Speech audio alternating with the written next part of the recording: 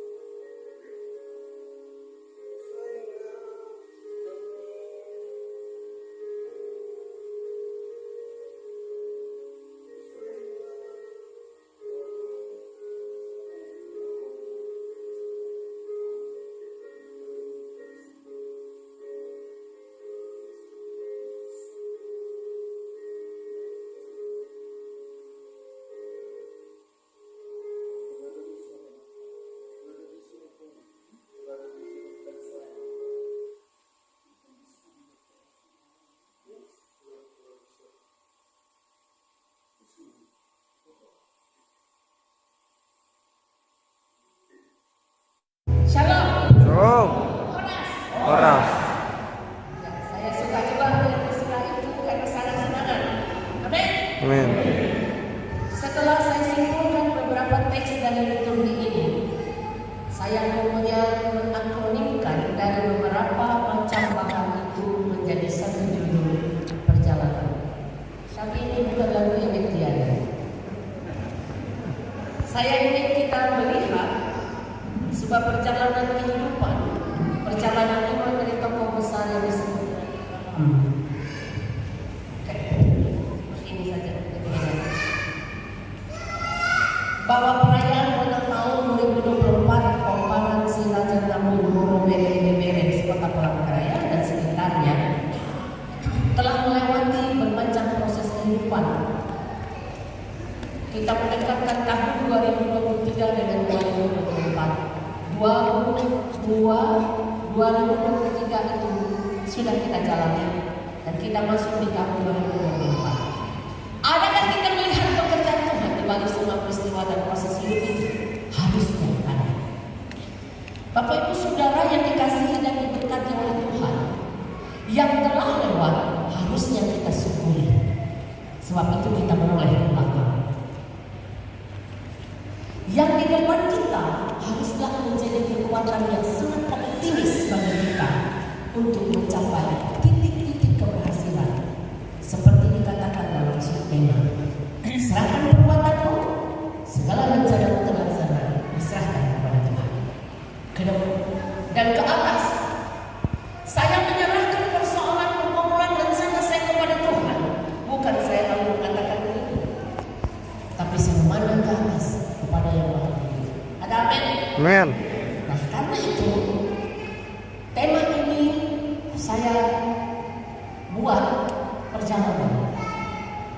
Siapa yang tidak mengenal siapa Abraham? Abraham sangat dikenal. Dia adalah Bapa beriman. Dan mari kita berdoa. Tuhan Bapa di surga, Engkau mengumpulkan kami pada kesempatan ini dengan tujuanmu yang jelas. Dan itu mengisyaratkan kepada kami bahwa kumpulan keluarga besar Paparan si Raja kami benar-benar menghayati ketika mereka diserahkan oleh Tuhan di suatu keadaan dan di suatu peristiwa, maka mereka tahu bahwa syukuri adalah hal yang paling patut mereka lakukan. Berharap kepada Tuhan adalah hal yang paling harus bisa mereka kerjakan. Dan di atas semua itu, Tuhan menuntun segala rencana. Biar firman berbicara dan kami menjadi heran karenanya perbuatan Tuhan nyata kepada kami. Amin. Abraham dikenal sebagai seorang bapa beriman, tetapi yang membuat saya juga sering terusik adalah ia bisa saja disebut sahabat Allah, dekat dengan Allah, tetapi lupa wujud nyata kebaikan Tuhan itu butuh waktu yang panjang sekali. Dan bagaimana proses terjadi sehingga Abraham tetap mampu bersikap konsisten untuk percaya. Siapa yang tidak mengenal bahwa setiap yang memberkati akan memberkati, itu Israel. Itu juga kan yang dipakai oleh Israel sekarang. Bahwa siapa yang mengutuk mereka juga akan mengutuk. Janji kepada Abraham mengawali segala sesuatu tentang Israel. Keturunannya seperti pasir di laut terbit terbilang. Tetapi pada waktu itu diungkapkan kepada Abraham, Sarah adalah trouble, masalah karena Sarah yang punya rahim dan Sarah sudah divorce, karena arti tidak ada bedanya. Tapi mengapa Allah berjanji bahwa keturunanmu akan sama besar dan sama banyak seperti bintang di langit pasir di laut? Dan yang mengutuk tentu akan dikutuk dan yang mendekati itu akan mendekati, dan itu fakta.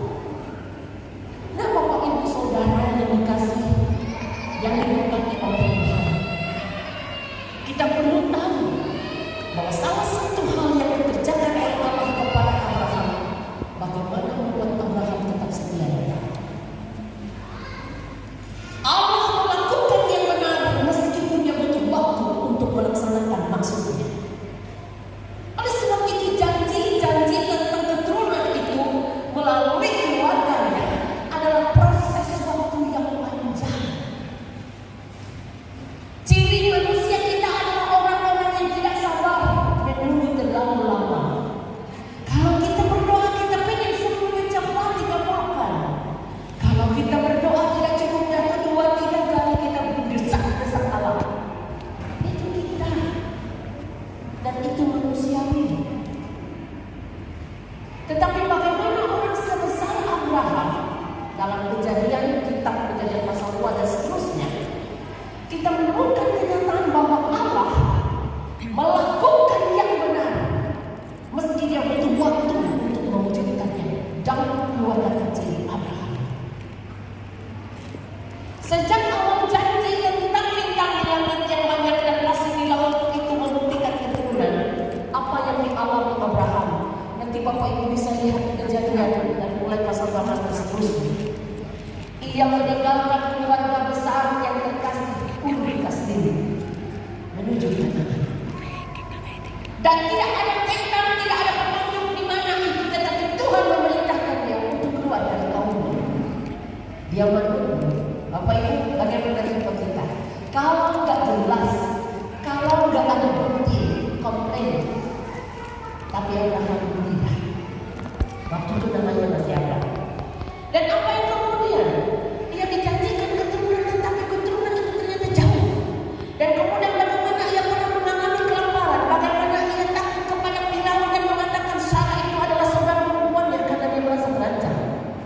manusiawi. Dalam proses itu manusiawi sekali Abraham terbunuh. Kemudian terjadi konflik dengan keponakan Lot. Bagi-bagi jazirah, bagi-bagi tanah, bagi-bagi lahan padang untuk peternakan. Dan Lot memilih yang terbaik daripada akalnya. Punya gue di sini, ya udah minta yang terbaik. Abraham orang beriman, dia malah mengatakan, oke. Dan kemudian dengan segala dayanya berusaha membebaskan Lot yang telah ditahan. Dia seorang paman yang baik. Dan pada akhirnya, di selama 10 tahun itu adalah masa bahwa janji Allah belum terbukti. Namun setelah masa itu Allah mengumumkan tentang janjinya untuk terjadi. Sarah saja bahkan tertawa. Apa mungkin saya tak punya anak karena saya malu? Masalah manusia adalah ketidakyakinan. Sampai sekarang saja. Boro-boro bilang, aku percaya, aku setia. Tetapi ada alasan bagi kita untuk tidak percaya. Karena itu, gambaran Sarah juga adalah gambaran kita. Lalu, di dalam Kejadian 15 ayat yang pertama 5 dan 6, Allah memperhitungkan sikap Abraham yang taat dan setia sebagai sebuah kebenaran. Allah memberikan keturunan yang diharapkan. Satu, yang sebenarnya cuma satu dari istri yang sah. Dari istri Sarah lahirlah yang disebut Ishak. Dari Hagar, gundik itu Ismail, keturunan sejati Abraham adalah Ishak. Jangan salah. Sekarang banyak sekali informasi-informasi yang mengundang-balikan dan kemudian menghancurkan pemahaman kita bahwa anak yang dijanjikan adalah Hagar, adalah Ismail, bukan. Yang kedua, meski waktunya tidak seperti waktu manusia, Allah tetap melaksanakan maksudnya karena Allah benar. Yang kedua, Ia melakukan yang benar meski tidak masuk akal. Allah tetap mengandung Allah dengan tabiat dan karakternya yang unggul dan mulia. Sebab itu kita berserah kepadanya, bukan kepada yang lain. Meskipun Dia menjanjikan sesuatu yang sama sekali di luar akal sehat kita. Bagaimanakah mungkin Sarah akan mengandung sementara dia sedang menebus? Tapi Allah menepati apa yang dijanjikan. Allah luar biasa. Dan meski tak masuk akal, tetapi Allah adalah Allah yang benar. Ia tidak menolong kita menggunakan akal kita dan rasionalitas kita sebagai jawaban iman. Dia hanya ingin mengatakan percaya saja. Amin. Amin. Dan itu terjadi pada Abraham. Dia diberikan anak oleh Tuhan. Dan hal yang tak mungkin menjadi mungkin di dalam dia. Keturunan Abraham melalui Ishak menjadi keturunan bapa leluhur Israel 12 suku. Kemudian Bapak Ibu, Allah melakukan segala sesuatu dan sepertinya dianggap tidak adil. Sodom dan Gomora jatuh dalam dosa. Itu kejadian. Lalu bertanyalah Abraham, kalau cuma 50 di sini, apakah kau akan menyelamatkan? Ya, katalah. Terjadilah tawar-menawar. Kalau cuma 45, iya. Kalau cuma ada 40, iya. Kalau cuma ada 30, iya. Kalau cuma ada 20, iya. Bagaimana kalau cuma 10? Allah katakan, iya. Orang benar akan diselamatkan. Amin. Amin. Sodom dan Gomora adalah kota penuh dosa. Dan komunitas mereka adalah orang-orang yang jauh dan menjauhi Allah. Dan Abraham berkata, apakah engkau akan menyelamatkan mereka? Karena engkau adalah Allah yang adil. Apakah engkau akan menyelamatkan orang yang benar atas sekaligus membumi hanguskan Sodom dan Gomora? 50, 45, 40, 30, 20, bahkan 10, Allah akan tetap selamatkan. Pertanyaan untuk kita, kalau kita berlindung pada Allah, apakah Allah membiarkan kita? Enggak. Tentu tidak, bukan. Sebab itu dengan yakin kita mengaminkan, serahkanlah perbuatanmu kepada Tuhan. Mengapa harus kepadanya? Ini mustahil Tuhan. Saya tidak mungkin bisa. Ini mustahil Tuhan. Tetapi kita mau perbuatan dan harapan kita diserahkan kepadanya. Karena apa? Karena Tuhan. Amin. Amin. Nah, sebab itu Bapak Ibu Saudara, apa yang menurut kita tidak masuk akal,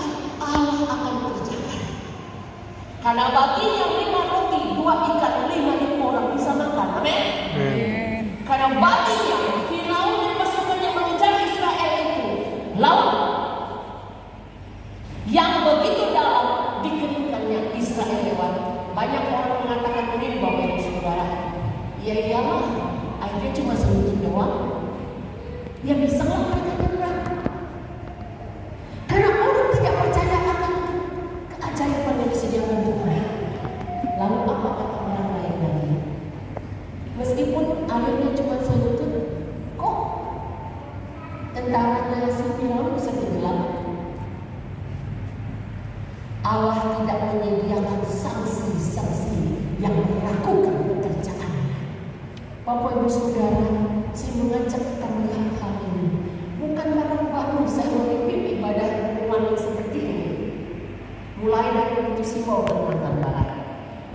Jejak kami di Pintu Simbol itu Bapak Ibu 80% warga jemaat adalah orang Batak. Iya, saya belajar dengan kinerja mereka. Saya belajar dengan sulitnya mereka. Mereka itu anak rantau, tapi yang mereka cari adalah gereja dan Tuhan. Ada men? Men. Saya belajar dari itu. Di perbatasan Kalimantan sebelah utara, Palu Bantaman. Saya cerita sedikit. Satu kali kami kedapatan tamu 2 orang anak lelaki. Kami heran kan? Bertanya, kayak orang jauh.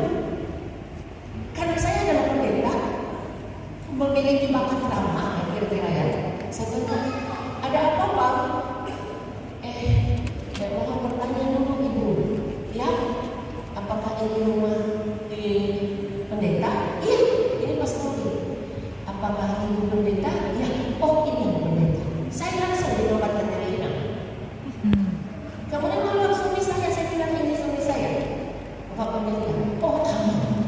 Lalu berceritalah 2 orang ini Bapak Ibu Saudara bahwa mereka itu merantau dari Sumatera, tujuan pertama mencari pekerjaan.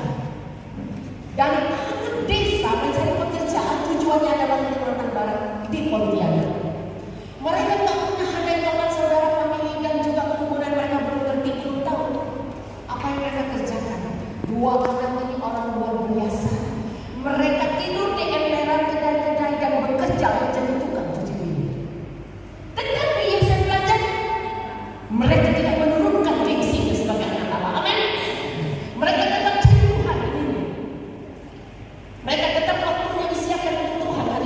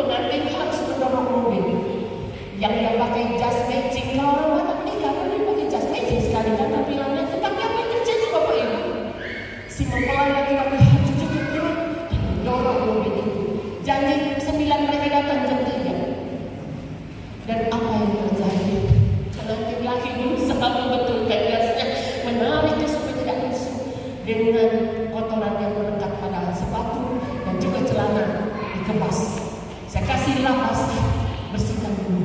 Karena kamu menikah clean and clear di hadapan Tuhan. Amin. Itu kisah Abraham mencari Tuhan dan membuktikan dalam ketaatan. Perjalanannya berhasil. Itulah cara menyerah diri. 2023 bagi kita mungkin misteri, tetapi faktanya kita mengalami. 2024 apa? Faktornya sejarah. Kita mengisinya. Oleh sebab itu Bapak Ibu yang dikasihi oleh Tuhan, berlanjut kepada Abraham, apa yang mustahil baginya dinyatakan oleh Allah. Kita ini tidak bisa mendesain hidup kita menurut maunya kita, tapi kita coba harus rendah hati menurut maunya Tuhan. Dan lagi Bapak Ibu, Allah melakukan walau kita tidak mengerti. Sebab itu 5 roti dan 2 ikan dimakan 5.000 orang. Sisanya berapa bakul? 12. Sisa 12 keranjang. Impossible. Disimpulkan melalui teks ini tentang Abraham. Disimpulkan bahwa Allah menginginkan orang-orang yang beribadah kepadanya adalah orang-orang yang taat kepadanya. Amin. Perjalanan kita harus berhasil, dan perjalanan itu bukan kali-kali. Perjalanan kita harus jelas. Sesungguhnya Bapak Ibu Saudara yang dikasihi oleh Tuhan, teks kita berkata demikian, Yohanes pasal 14 ayat yang ke-6. Akulah jalan, kebenaran dan hidup. Itu dikatakan Yesus. Akulah jalan, kebenaran dan hidup. Tidak ada seorang pun yang sampai kepada Bapa kalau tidak melalui aku. Allah pilih. Yesus ingin kita total percaya kepadanya. Yesus ingin kita mengarahkan kepadanya. Jangan hanya fokus pada letakmu, tapi pada Allah. Jangan hanya fokus pada pekerjaan, tapi pada Allah. Namun sebab itu, ketika Yesus berkata, akulah jalan, akulah kebenaran, akulah hidup, akulah jalan, kebenaran dan hidup, Yesus sudah tahu bahwa kita akan berjalan melewati tahun 2024 dengan pertolongannya. Amin. Amin. Itu harus pasti Bapak Ibu. Apa yang kita pelajari di tahun 2023? Banyak hal. Apakah kita selalu win? Apakah kita selalu menang saja? Oh, tidak. Apakah kita hanya selalu tersenyum, tertawa, gembira, sukses? Tidak. Ada waktu kita menangis. Ada saat kita gagal. Tapi apakah Allah pernah gagal? Allah tak pernah gagal. Dia bahkan bisa menggunakan kegagalan kita untuk pekerjaannya. Allah tidak menunggu kita sempurna, tapi menunggu kita dengan kerelaan. Amin.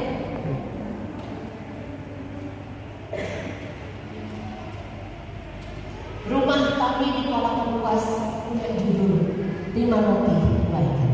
Impossible. Setelah direnungkan dan setelah pembangunan itu selesai, baru saya tahu. Ketika kami baru pindah ke Kalimantan Barat, kami beli tanah di jalan Kalimantan. Berencana itu dijadikan tempat untuk kami tinggal. Dan berapa lagi berbeda. Tapi ketika kemudian setelah beberapa waktu kami dipindahkan ke Muara Tebet, kami tidak punya alat transportasi. Saya tidak ingin tinggal di bawah. Saya tidak mau membebani pundak saya dengan hal-hal yang seperti itu. Saya hanya berdoa kepada Tuhan, tunjukkan jalan. Ternyata yang ditunjukkan Tuhan oleh Tuhan kepada kami adalah jualah tanah yang berbeda. Belilah rumah. Tidak masuk akal Tuhan. Kami menabung untuk beli tanah, lalu hanya beli motor sebagai sarana untuk bekerja pelayanan. Sedangkan mungkin besok bisa besarkan hanya gara-gara tidak mau kredit. Tapi saya berdoa, sepilah dengan suami, jangan bebani pundak kita dengan hal lain-lain. Di sini pun kita harus belajar taat pada Tuhan. Tuhan, kami akan jual tanah itu untuk membeli motor. Ketika kami siap untuk membuat iklan, tiba-tiba kakak perempuan berkata, tidak untuk orang luar, saya yang beli. Dia beli itu hari itu juga kami beli motor. Saya taruh motor itu di depan teras dan saya berdoa bersama suami. Sejauh saya berjalan, suatu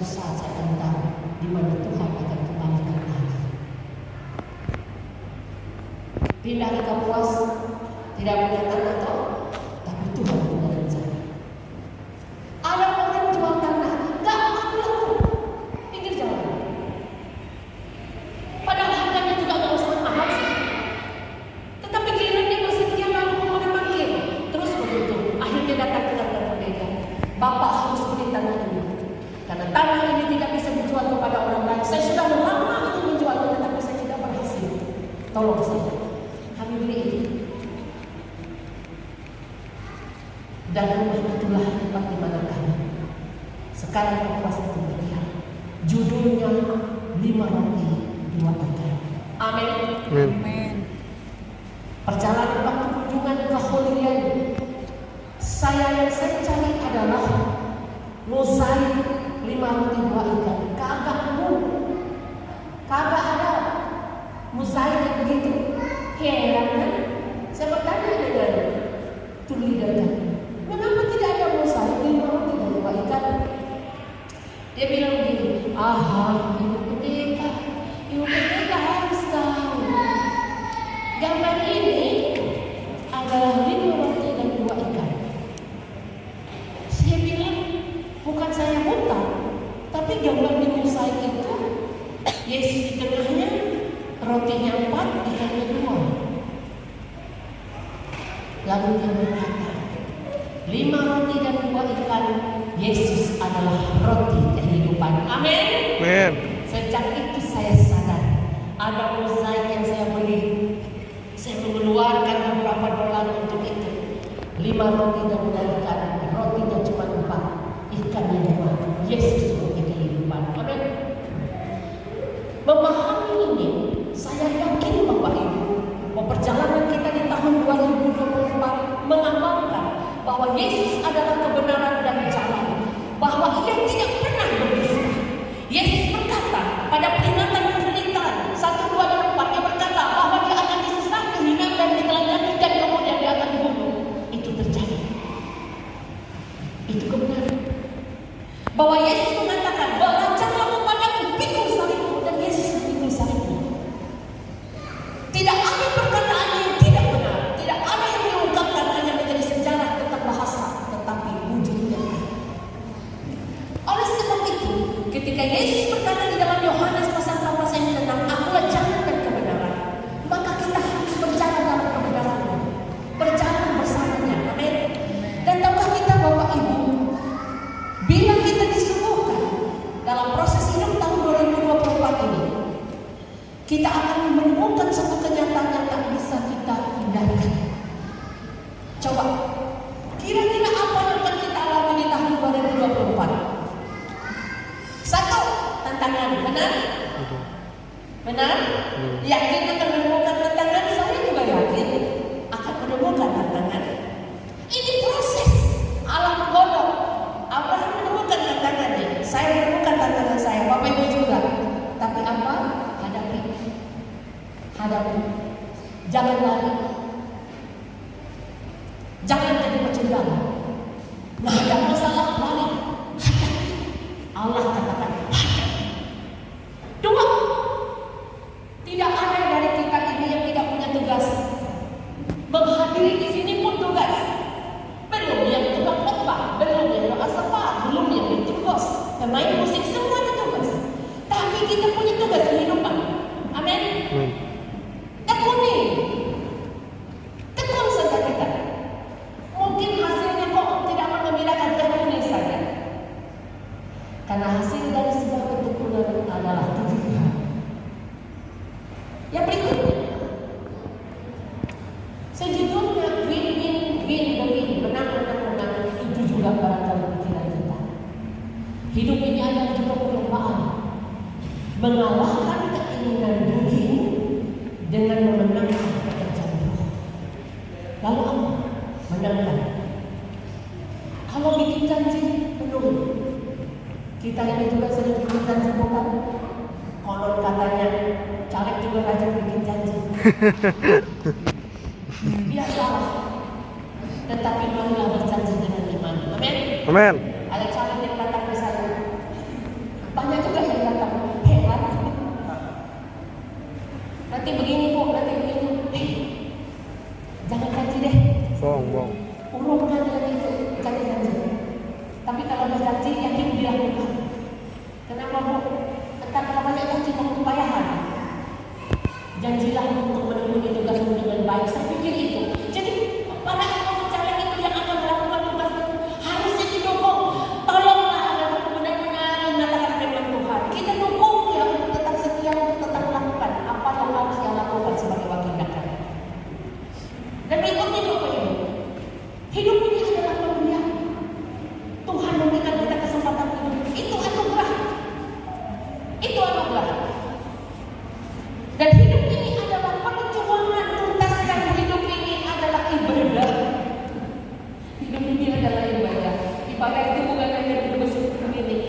Apa yang kita lakukan haruslah kita lakukan seperti untuk Tuhan.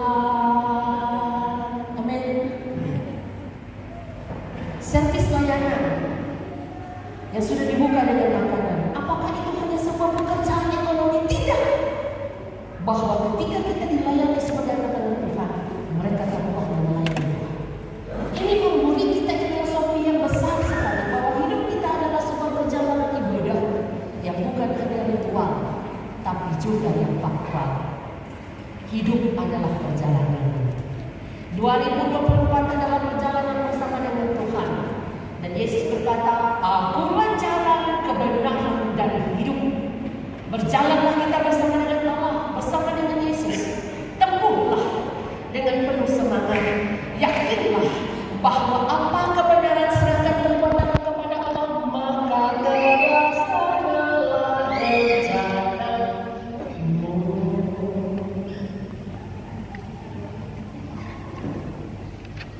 Patung yang setia, maka terlaksanalah rencana. Apakah dengan mudahnya? Tidak. Kita harus tahu bahwa Allah bekerja di dalam diri para pejuang, bukan para pejuang. Yang membekali kita dengan kuasa rohnya, dia menimbulkan semangat, dia menimbulkan kegairahan, dan kerasnya kita mewujudkan harapan kita. Allah suka dengan orang-orang yang bukan instan, tetapi orang-orang yang bertahan di tengah kesulitan. Dan sebab itu, coba kita lihat di rumah hidup kita.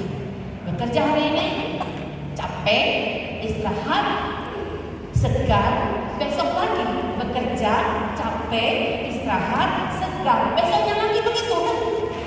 Ritmenya kan sama juga dengan anjing dan kucing.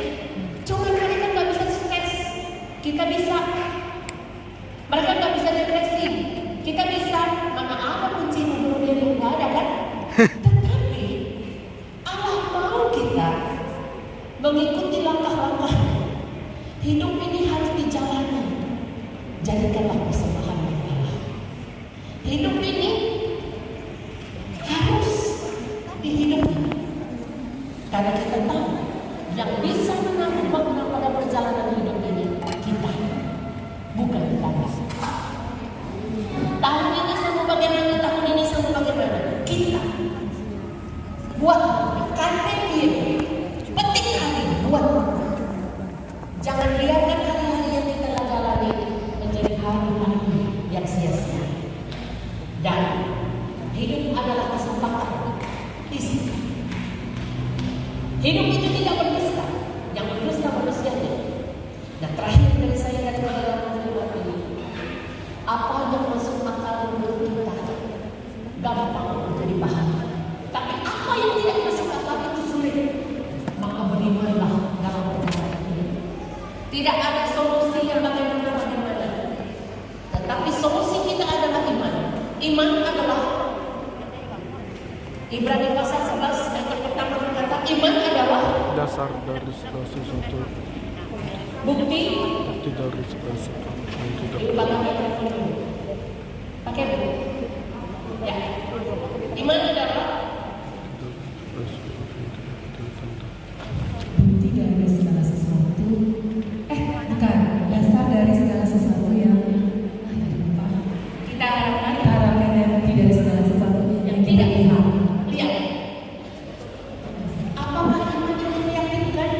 Bukti dari apa yang kita harapkan, dasar dari apa yang kita harapkan. Bukti dari yang kita tidak lihat. Bagaimana hakim bisa memutuskan perkara kalau ada yang berkata Anda menyaksikan peristiwa di mana terjadi ledakan? Tidak. Dari mana kau ada ledakan? Saya berpikir begini, tidak bisa. Tapi iman bukan akal sehat. Iman adalah bukti dari keyakinan kita kepada Tuhan. Amin. Jadi berjalanlah kita. Dan di tahun ini Eben Kaiser 1-7 ayat 12 Eben Kaiser. Sampai di sini Tuhan sambil dengan kita. Istirahat sejenak. Lanjutkan lagi perjalanan. Eben Kaiser. Tuhan menyertai kita. Tiap-tiap kita melakukan segala sesuatu, motivasi diri kita untuk bisa melakukan yang terbaik bagi Tuhan. Dan konsolidasi Ini adalah bentuk konsolidasi. Mengapa saya katakan ini adalah bentuk konsolidasi? Ketika Samuel melakukan perjalanan, dia selalu mengumpulkan orang-orang yang menyertai dia dan memberi mereka kekuatan dengan kebenaran. Dan di situ dia menyatakan yang satu kumpul bersama jadilah kuat. Konsolidasi seperti teks ini, Bonator Pembarang si Raja Tuhan adalah konsolidasi berkumpulnya keluarga, dan di sini mereka menunjukkan kekuatan. Amin. Amin. Jangan lupa, kegiatan ini sungguh bermakna. Di tengah situasi kita menjadi orang perantau di tempat ini, kita dikuatkan oleh Tuhan dan dikumpulkan. Saya sangat senang apabila ada kerukunan, paguyuban, punguan. Tidak masalah. Peliharalah solidaritas bersama. Hidupkanlah kegiatan itu dengan keyakinan bahwa kita diserahkan untuk dikumpulkan. Ada amin? Amin. Jadi Bapak Ibu jemaat yang dikasihi Tuhan, marilah kita berjalan bersama dengan Tuhan. Tidak soal musimnya, tapi Dia pasti akan menuntun. Amin. Amin. Mana pemusiknya? Saya bawa satu pujian, gak apa-apa ya? Gak apa-apa ya Pak? Mana pemusiknya tadi? Udah pasti tahu lagu ini. Semoga.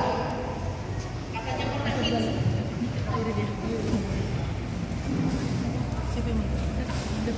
Tiga turun setengah.